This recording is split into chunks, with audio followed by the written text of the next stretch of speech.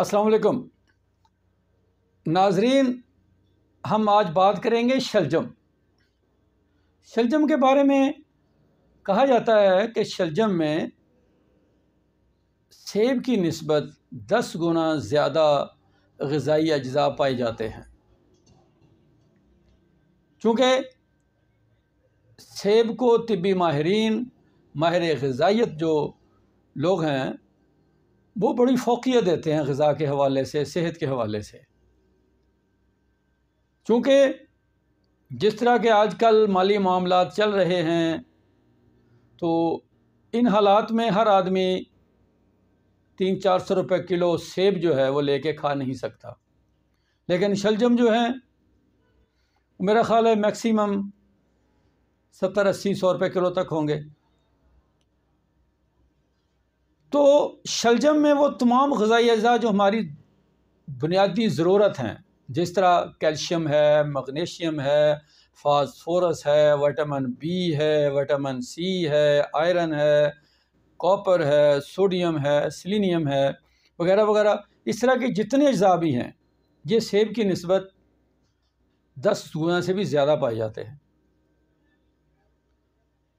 तो शलजम जो है इसे हम कच्चा भी खा सकते हैं, शलजम का हलवा भी बनाया जा सकता है, इसी तरह शलजम का सालन भी बनाया जा सकता है, शलजम का मुरब्बा भी बनाया जा सकता है, शलजम का अचार भी बनाया जा सकता है। शलजम को आप उबाल के इसको आटे में शामिल किया, आप इसकी रोटी भी बना सकते हैं, पराठा भी बना सकते हैं। मकसद ये है कि शलजम खाने के बहुत सारे तरीके हैं। तो हम ये तजवीज़ करेंगे, अपने नाजरीन को ये मशवरा देंगे कि ये मौसमी एक सब्ज़ी है, आजकल इसका मौसम है, तो आप इस मौसम से ज़रूर फ़ायदा उठाएं। शलजम को बतौर सलाद भी खा सकते हैं।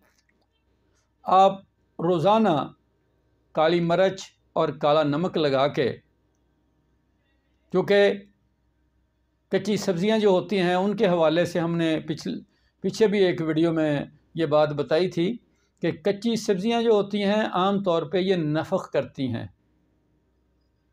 ये थोड़ी सी देर हज़म होती हैं, लिहाजा इनकी इस्लाह के लिए, इनको ज़ूद हज़म करने के लिए इनके साथ ऐसा मुसले ज़रूर इस्तेमाल करना चाहिए जो इसकी जाज़बियत और क़ुव्वत हाज़मा को बेहतर कर दे। उसमें काला नमक है, काली मिर्च है, अगर आप इसको पकाते हैं शलजम को तो इसमें अदरक है, लहसुन है, हल्दी है, ये वो चीज़ें हैं जो इसके जो साइड इफ़ेक्ट्स होते हैं, जो मुज़र असरात होते हैं। तो कच्ची सब्ज़ियाँ हमेशा दोपहर तक खा लेनी चाहिए। और अगर आप शलजम पका के खाते हैं तो शलजम में आप मटर डाल सकते हैं, शलजम में बंद गोभी डाली जा सकती है, शलजम में पालक डाली जा सकती है।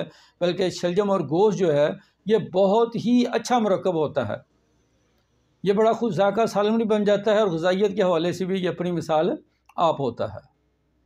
तो इस मौसम में शलजम की मौजूदगी का फ़ायदा उठाएं, अपने बच्चों को ज़्यादा से ज़्यादा जितनी उनकी गुंजाइश है खिलाएं। तो इस मौसम में शलजम का आप ज़रूर इस्तेमाल करें।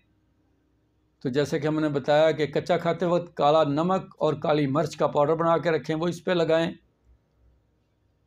तो इस तरह पकाते वक्त इसमें हल्दी, लहसुन, अदरक, ज़ीरा वगैरह डाल लें, तो इंशाल्लाह आप देखेंगे आप इससे मुकम्मल फ़वाइद भी हासिल करेंगे और इसके जो मुज़र असरात हैं आप उनसे भी महफूज हो जाएंगे। शलजम के हवाले से जो तिब्बी फ़वाइद हैं उनका तज़किरा बहुत ज़रूरी है। ये मखरज बलगम है।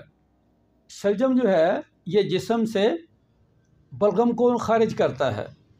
इसी तरह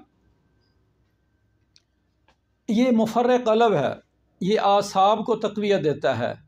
ये जो हमारी जिस्मानी दर्दें जो होती हैं ना, जिस्मानी कमज़ोरी जो है, कमर दर्द है, जोड़ों के दर्द हैं, ये इनके लिए बेहतरीन टॉनिक है। इसी तरह ये एंटी कोलेस्ट्रॉल है, एंटी यूरिक एसिड है, जिस्म से जितने भी फाज़िल मादे हैं उनको ये जिस्म से खारिज करता है।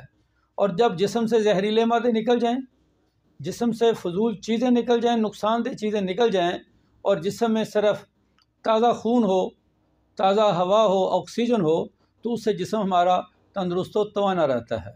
क्योंकि इसमें फौलाद भी पाया जाता है और बकसरत पाया जाता है।